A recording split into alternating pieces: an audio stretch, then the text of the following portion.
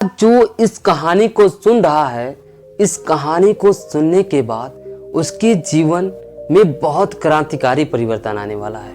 अगर एक कहानी सुन लेते हो तो आपकी सोच और आपके जीने का तरीका दोनों बदलने वाला है। सो कहानी को ध्यान से सुनिएगा।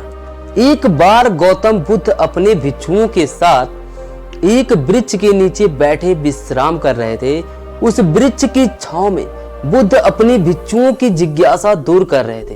बुद्ध के सभी भिक्षु एक एक करके उनसे प्रश्न पूछ रहे थे और गौतम बुद्ध उनके प्रश्नों के उत्तर दे रहे थे।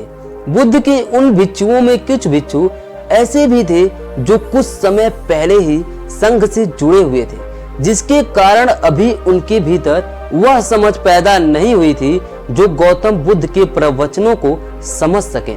गर्मियों का समय था, सूरज अपने चरम पर था और चारों तरफ धूप ही धूप थी।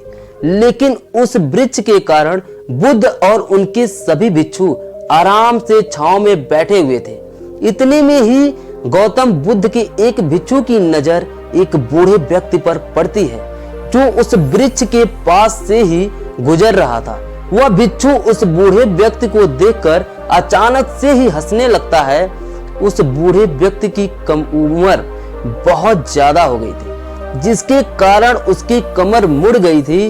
उस बूढ़े व्यक्ति के हाथ में एक डंडा था, जिसका सहारा लेकर वह बूढ़ा व्यक्ति अपनी मंजिल तक पहुंचने का प्रयास कर रहा था।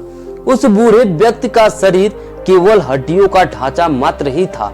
अपने भिक्षु को हंसते हुए देख बुद्ध उससे कहते हैं कि मेरे प्रिय भिक्षुओं, कृपा करके हंसो मत, क्योंकि जिस व्यक्ति को देखकर तुम अभी हंस रहे हो वो कोई साधारण व्यक्ति नहीं है, बल्कि वह व्यक्ति इसी क्षण तुम्हारे जीवन को रूपांतरित करने की क्षमता रखता है। जो आज तक मैं तुम्हें सिखा नहीं पाया, वह यह बूढ़ा व्यक्ति तुम्हें सिखा रहा है। इसके द्वारा दी गई सीख को बेकार ना करो।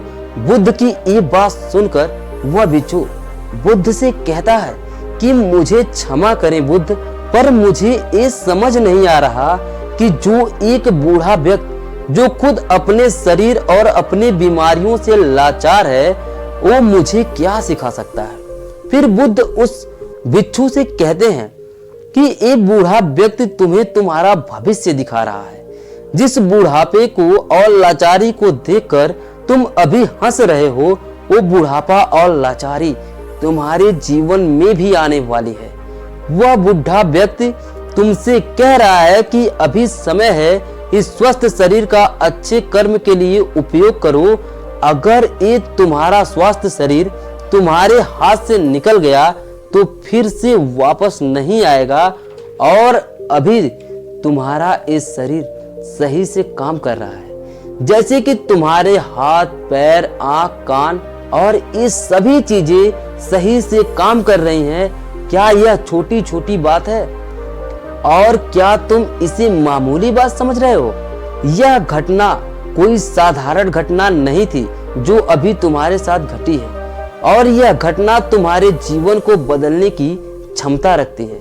ठीक इसी तरह की घटना ने मेरा जीवन बदला था, और इस तरह की घटना के कारण ही आज मैं बुद्ध हूँ। फिर वह भिक्षु बुद्ध से कहता है कि क्षमा करे बुद्ध, परंतु मेरे मन में यह विचार नहीं आया कि मैं उस बूढ़े व्यक्ति से कुछ सीख सकता हूँ। उसे देखकर केवल मुझे हंसी आ गई। ऐसा इसलिए हुआ क्योंकि तुम्हें अपने भीतर कहीं ना कहीं लगता है कि जिस स्थिति में आज वो बूढ़ा व्यक्ति है, उस स्थिति में तुम कभी नहीं आओगे। जिस बुढ़ापे का और लाचारी का सामना आज जो बूढ़ा व्यक्ति कर रहा है, तुम्हें लगता है कि उसका सामना तुम कभी नहीं करोगे, इसलिए तुम उस बूढ़े व्यक्ति को देखकर हंस पाए। तुमको सच्चाई को नजरअंदाज कर दिया। अगर तुम सच्चाई को देख लेते तो चाहकर भी अपने आंखों के आंसू को रोक नहीं पाते, परंतु तुमने सत्य को अनदेखा कर दिया और तुम बहुत ही बड़ी संभावना से चूक गए।